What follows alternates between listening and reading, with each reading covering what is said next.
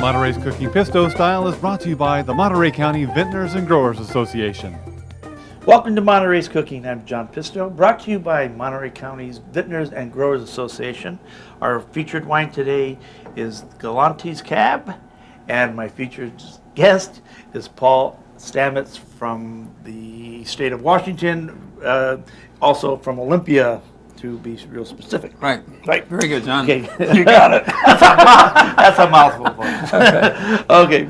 Paul's our very, very special guest. He's here at our request down from Washington, and Paul is a cultivator of medicinal mushrooms and edible mushrooms, and he's all our mushrooms have started wild at some time, and I guess you're the mushroom tamer. That's in a sense, that's exactly right. I bring things out of nature. I go out into the woods, I can do a lot of hiking, and I clone things. I actually find wild mushrooms, and I bring them back, and I clone them, and I grow them up, and we brought some here. Good. Well, let's see now, before we bring the mushrooms on, now you told me about a story. I said, that sounds like it could be fun. Let's tell the audience the story that...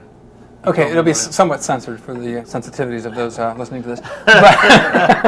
But this recipe that we're going to do is extremely simple. I'm a vegetarian, as well as Dusty, and we were hiking up in the Cascades, and we went up on a trail that had been closed for 15 years. Wow. And we bushwhacked about 3,000 vertical feet and about 5 miles, and it was just an incredible hike. We get to an alpine lake. It's on the 4th of July. And there was nobody at this alpine lake. It was covered with snow, except for one tiny little spot where we set up our tent.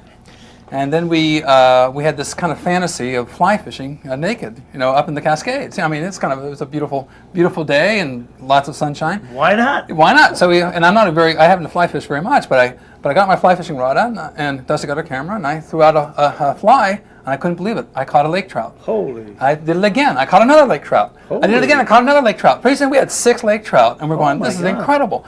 And we brought maitake and shiitake mushrooms with us, and some vegetables.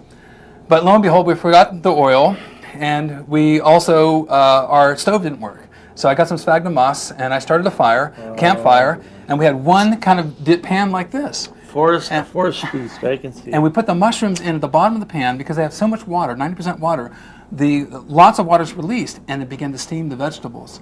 So we discovered, purely by accident, a super way of making an excellent vegetable dish with using the water coming from the mushrooms, steaming the vegetables, and it infuses the vegetables with the flavor of the mushrooms. We had that gourmet feast up in the mountains, and and to this day, it's one of our favorite recipes. We were experimenting. We've already done another show, but Paul and I we experimented cooking some other mushrooms, and he teamed them all together, 3 at a time, and tasting all 3 at a time. The texture and the flavors changed from 3 different things. You've created one, so I can see what you're talking about. Yes. This is very, very interesting. Okay, this is going to be we're going to adopt it a little bit to some of the vegetables that we have here. But first of all, let's see, Dusty, can you bring in these mushrooms for us? Okay. Better say hello to Dusty. Hello, everybody. Good. I'm good. Okay. What have you? Oh my! Oh, good. Look at this. And these were just picked last night. So these are we're robbing the cradle here by picking very, very young ones. The smell is just incredible. Aren't they beautiful? Huh? Okay, Dusty. Okay. Thanks very much. Bye. Okay, you're going to start doing that. Yes.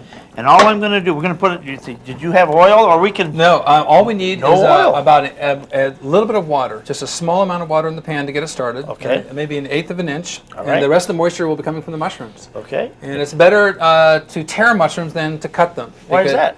Because you tear the mushrooms along the natural cell lines, and the cells, as they split apart, their flavor is captured within the cells. And this way, you seal the flavor inside the cells, and then you kind of cook the mushroom from the outside, but it preserves the flavor. Okay. Now, so that's a really good way of doing it. Good. Okay. I'm going to start with now. Any of the vegetables that we're going to use is I'm going to use these here. We've already selected some. This should be very interesting. Now this has a very pronounced flavor to it. Now the other common name for this is hen of the woods. Hen of the woods, or the Japanese call it maitake. Okay, maitake. Which means dancing mushroom. Yeah, and why is that? Why is that? Well, it's funny that you asked that. And this is unrehearsed. But there's a ancient Japanese Korigo text that's from the 6th century AD, and there's a fable where some Japanese woodcutters, men were coming down the mountain, and they were after a hard day's work, and they were going along the trail, and they encountered some nuns, women, who were also having a picnic. And they stumbled upon each other at the very location where this mushroom was growing, in a giant bouquet. They thought it was very fortuitous. They had a lunch. They started eating the mushrooms. Dance ensued. Other activities presumably ensued. Sound like a party? It sounded like a party, and of course they had to blame the mushrooms. So they called the mushrooms were responsible for them getting together and causing this big party, and so they call it the dancing mushroom, which is maitake in Japanese. I love those stories, folks. I love those stories. Good one. Well, it certainly is an interesting mushroom. I tell you, I've eaten it several times, and it is delicious. What's going to go in first? Okay, we put in the maitake. The maitake's right here. first? We need to cut off the stems of the shiitake because they're too hard. All right. And if you take off the stems of shiitake, then it's good to boil them in water later on for a soup make a tea. or a tea. I like the tea. But the stems are too tough. Great. And people who haven't had shiitake sometimes eat the stems and they go, well, those mushrooms are delicious, but the stems were tough. You know, I've cooked these in a pizza oven where I've just placed them with the stem, and then in the pizza oven, it's about 500 degrees, and then you just grab it using the stem, and boom, that's a good way of works doing it out too. well. Yeah. Oh, very, very nice. Oh boy. Look at this. All right. So, Paul, you are considered really one of the pioneers in cultivating in the United States. Have you traveled to Europe or to the Orient at all? Yeah, I've traveled to China, but I'm one in a long lineage of other experts. All the knowledge on mushrooms has been compounded by the lifetimes of other experts. So I claim no credit to have doing anything more novel than any of my predecessors. Mm-hmm. So your business consists of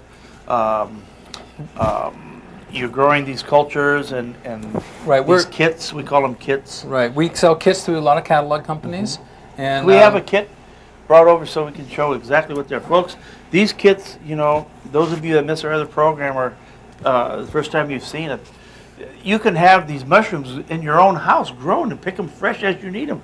I mean, they're incredible. And for children that want to learn more about growing and, the growing aspect of them. Thank you, Nancy. Look at this. Isn't that neat? And these are in sawdust. It's in sawdust that's fully colonized. And you inoculate the medium. Right. The medium everything is ready to go. There's an instruction booklet inside. All of our kits are guaranteed to produce. We're certified organic, which I believe is very, very important. Yeah. And the mushroom kits take about a week to 2 weeks to produce. And all you do is spray them 2 to 4 times a day with a plant mister. Wow. And they start bursting forth with mushrooms. And how long will they continue to? They'll produce two to four flushes, a half a pound per flush, about half a pound of mushrooms, which is perfect for about 4 people, over a period of about 4 weeks. Oh, wow, that's terrific. So you just keep harvesting. It's like having your own fruit tree. This is really fun for kids. Yeah, and we sell a lot to high schools and science fair projects.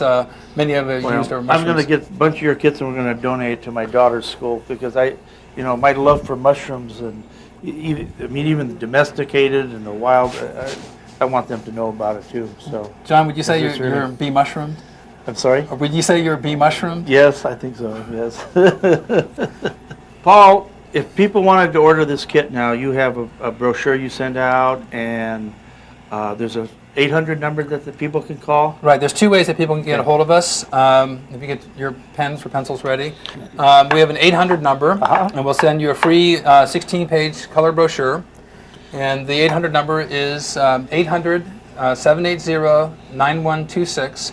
Also, we have a really fantastic internet site, and it's a very simple address. We got fungi.com. It's www.fungi.com. Good. And you can surf the internet and see what we have. Good. We also teach seminars, and we train teachers, and we're very active in the environmental. You also have seminars where you can teach people to grow mushrooms commercially, I noticed. That's right. I actually teach people how to do the laboratory techniques and how to do the growing room techniques to grow mushrooms commercially. Jeez. Very, very good. Okay. Now these are tearing just nice. I like to tear from the margins into the stem. Really? The moisture's coming up here, so we should show everybody that. That's interesting. From the margin to the stem. Oh, okay. All mushrooms should be cooked before they're eaten, because otherwise you won't be able to digest them fully to the best nutritional advantage. Okay. So mushrooms need to be tenderized by heat. And so Okay. eating mushrooms raw really is fine for the flavor of the tongue, but it doesn't really do much for you in terms of... I'll be darned. When we come back, we're going to continue to make this camping stir fry.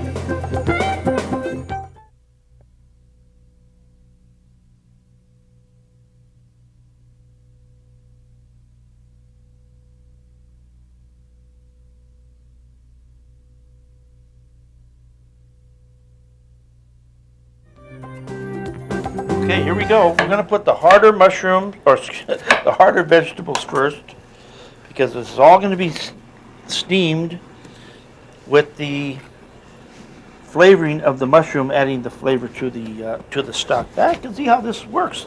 It's very simple. I mean, yeah, but I can see why this adds so much flavor. What you're doing, you've created a real instant stock, so to speak. Right, the water's got to come out anyhow. Yep, So, and that's right. It seems absurd to boil water separately with the vegetables when the water's coming out of the mushrooms. You know what? What you've done is you've done a one dish method that French chefs do in stages, because they sweat. You know, it's called sweating the vegetables, and that's what you've Really? actually done. Yeah, because this sauce is going to be made from all these vegetables. It's going to all incorporate in there. Okay, what else can we? Oh, we could put some of this. Would be great in there. Look at this. See, we'll put some onion for sweetness. This is leek, actually. A couple of nice pieces of leeks. It's filling up. Yeah, it's filling up. Okay, oh, you know what would be nice in there too? Is some, oh, look what we found. This is We talk about that a little bit, Paul. well, this is Hypsozygus tessellatus. It's a Latin name. I'm kind of surprised that you have this. Where'd you find this? Well, I found it in the grocery store. I found it in the grocery store. Huh? A safe place to forage. I've seen your mushroom hunting techniques. I've never seen you go to a grocery store to hunt mushrooms. Well, hey, those are secret. Okay. That's enoki, no? Well, it's a similar to. Yep. It's in a similar to. Oh, really? Yeah. Is that the same? Well, it is an enoki type variety. Enoki, Yeah. right. There's a lot of common names that encompass a lot more Latin names. Okay. How about bell pepper? Too strong? Yeah, no, bell pepper would be good. I wouldn't put a whole lot, but Okay, we just put for flavoring. And then I like a multi-spice on top of sorts. All right, I just happen to have one. It's called sensational seasoning, folks. Never leave home without it. That's one of my spices. Okay, we'll do that. Oh, we can put some of this in there. This is some sweet anise or finocchio. We'll dice that up. This gets, you know what this is, don't you? You eat, oh, well, vegetarian should be eating a lot of this, huh? You familiar with Leeks, this? right? Whoops. Okay. Fennel. Oh, wow. Yeah. I love this raw. It's one of my favorite vegetables. The whole world. Isn't that good?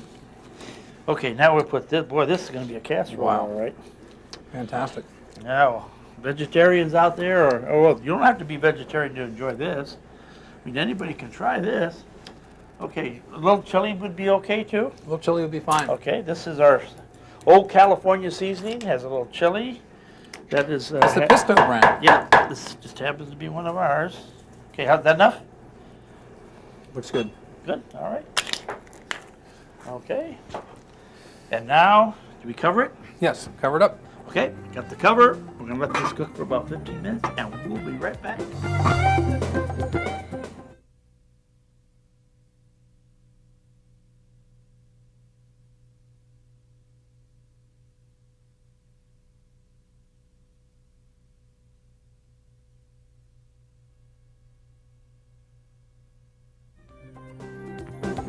Well, Paul, you know, I couldn't resist adding some pasta to this. Oh, excuse me, noodles. These are Japanese noodles, and, you know, I think these are made of a yam, I believe. These are very good, but I just thought it would go well, you know? I mean, why not? So, a little extra pasta. I mean, it's not going to hurt nobody. I mean, everybody's waiting for a little pasta. Let's put this dish together. We're going to drain these off. Look at that. And, well, you know, I can smell these mushrooms just coming out of there. Wow. I can't believe I'm cooking vegetarian food, folks. But here it is. And it's good. And it's delicious. Now, you know, we should talk before we put it completely together. I'd like to talk a little bit more about our wines. You know, I'm doing a big Cabernet with this. Now, you like wines, you know, you got some beautiful wines in your area. I'm very, very impressed with, especially the Pinot Noirs. They're very delicious. And the Chardonnays are good. I mean, they're you know, they're world class now. They're considered some of the best. How do they compare to California wines? Well, you know, I think Monterey County is coming into its own now. They've been growing grapes there for many, many years. And, you know, most of the juice they were selling up to Napa. And they weren't getting a lot of credit for it. But now we're finally putting our own label. And Monterey County is coming on real strong. You know, they got over 40,000 acres of planted vineyards here in Monterey. Isn't that amazing? 40,000. And I think in Napa it's less. I know it's less than that. So, you know, where's all these grapes going, you know? I mean, where's all the juice going? So most of it was going up north, and they were blending it. But Monterey's coming into its own. This is one of the most recent. I know Jack Galente's been growing grapes for quite a while and selling them. I mean, you taste this. This is incredible. This is going to be a real nice marriage between the two. Isn't that delicious? Very real good. Rich. Yeah. Okay, let's put this together. We put a little olive oil in this, or not? Well, wait a minute. This is campfire. Well, we had some olive oil with us too. Okay. Gee, look at this. Wow. Okay, could you hand me a spoon? That one right there, the big one. That's the one. So we don't break everything up. Oh, look at this. You know, we're going to have some official tasters here. Boy, this is very pure. Very, very, very nice. Look at this. You should smell this. The smell of those mushrooms that permeated all the food. This is a very interesting way of cooking. It really, really permeated everything. I'd like to put about a pound of garlic in here. Just grind it up nice. Oh, good too, huh? That'd be a good addition. Yeah. Okay. That's good. And you have very little water left, and that's exactly what you want. Exactly. All the flavors in the And vegetables. that juice down there is the ambrosia of life. You got it. That is really, really good. It's as good as a seasoning over top again. Yep, you got it. Look at this. Well, folks, I'm always willing to try something new. And you've seen it here. Okay, and we're going to try this, folks. I'm dying to try this now. Okay, where's the plates? Oh, we need some tasters. Who's around? David, Dusty, come on. Maybe your daughter'd like to come too. Come on, honey. Medina. Come on. Oh, boy. Let's try this out.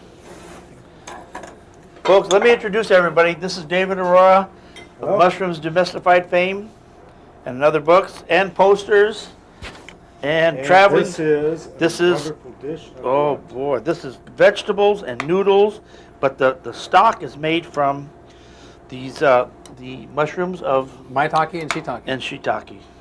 David, I know you Those are especially. two of my favorites. I know you're especially going to love that. Okay. Let's give you some. I like the pasta edition, huh? Nice. Look at that. Oh, man. Woo-wee. Good? Pretty good, huh? Yeah, sure. Real pure flavor, simple. All you're tasting is the vegetables. Nothing really, really to disguise the pure flavor of these. Here you go, Dusty. Paul, your daughter's here. I'm glad to see you. All right, honey. Is she working with you? Yeah, she works in the office as well as in the laboratories. God bless you. Gee, that's great. Here we are. Thank you. Well, I know Greg's waiting to taste this. Greg's our cameraman. He's a real vegetarian also. Greg, this is your kind of stuff. Let's get some of these vegetables over here. Okay. Everyone got a fork? I get a fork there. Oh, you need a Thank you. fork? Well, folks, you've seen it here on Monterey's Cooking. Paul, thank you so much for coming. Dusty. Thank you, David, thank you. Okay. Thank everybody. So, until we see you next time, bye.